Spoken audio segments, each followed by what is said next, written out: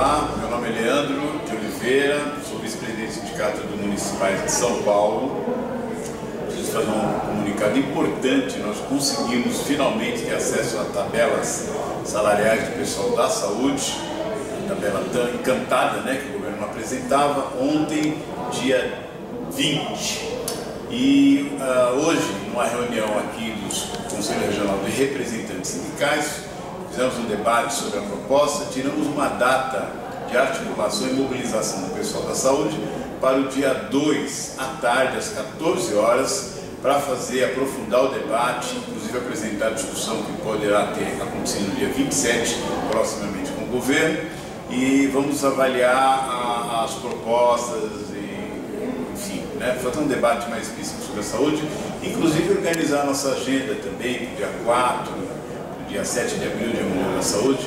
Por isso nós estamos convocando os trabalhadores da saúde para que a gente possa estar juntos no dia 2 às 14 horas.